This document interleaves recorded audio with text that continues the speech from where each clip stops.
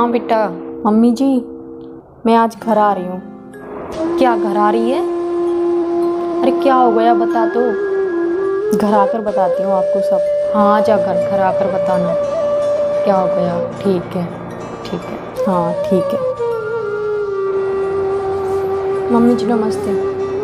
अरे बेटा आ गई तुम, आजा बैठ जा। लो दीदी पानी।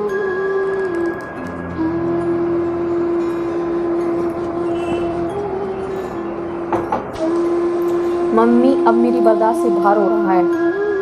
मेरी सहन शक्ति ख़त्म हो चुकी है। कुछ भी ठीक नहीं हो रहा है अब तक। अब मैं और नहीं रह सकती उस घर में। इतना बड़ा फैसला ले लिया तुमने। क्या हो गया बता तो। सास ने कुछ कहा है दहेज को लेकर? नहीं। तो दामाद ने कुछ कहा, हाथ माथ उठाया तेरे ऊपर? वो भी नहीं। तो देवर ननद से कहा सुनी हो गई क्या? ऐसा भी कुछ नहीं है। ये भी नहीं वो भी नहीं, फिर बता तो क्या हो गया। मैं ना उनके ऑर्डर देने से परेशान हो चुकी हूँ। मुझे बस उन्होंने एक नौकरानी बना के रख दिया है। पापा जी से शुरू होता है, सुबह उठती हूँ पापा जी को चाय दो, पानी दो, अखबार दो। फिर इनका शुरू हो जाता है, नहाने जाते हैं, तौलिया दो, कपड़े दो, जूते दो, पर्स दो, घड़ी दो, टिफ़िन बनाओ, फिर टिफ़िन पैक करके इनको दो। फिर देवर और ननद का हो जाता है, उनके लिए खाना बनाओ, नाश्ता तैयार करो, टिफ़िन पैक करो। फिर उसके बाद सभी के बैग ठीक करो। बैग ठीक करने के बाद फिर वो मम्मी जी की सेवा करो सारे दिन। मुझे तो बस उन्होंने एक नौकरानी बना के रख दिया है। मैं करती हूँ काम जब ही होता है, और कोई करता भी नहीं है, हाथ नहीं लगाता। ननद अपने हाथ से एक गिलास पानी भी नहीं पीती। अगर पानी पी भी लेती है तो इतना लंबा चौड़ा भाषण देती है। मैं अब और उस घर में नहीं रह सकती। दामाद ने नहीं रोका तुझे? रोकना तो दूर, उल्टा मुझसे कहने लगे कि मेरी माँ बीमार है, मैं माँ को नहीं छोड़ सकता। बोलने लगे तू और माँ दोनों मेरे लिए ज़रूरी है। जाना चाहती हो तो जा, ये तेरा फैसला है। मेरी माँ बीमार है, मैं माँ को नहीं छोड़ सकता। अब आप ही बताओ मम्मी, मैं रहती वहाँ?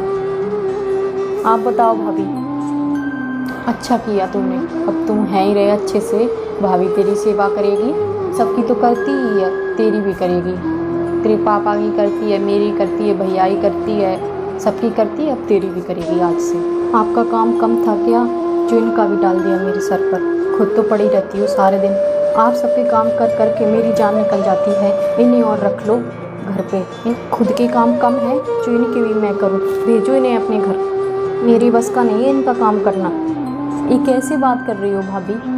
तमीज़ भूल गई हो क्या? मैं ननद हूँ आपकी। ये किस तरीके से बात कर रही हो, वो भी मम्मी के सामने? मम्मी होगी तुम्हारी, मेरी तो सास है और मैं इनकी बहू। बहू हो तो बहू की तरह रहो, फर्ज मत भूलो अपना। मुझे फर्ज याद दिला रही हो?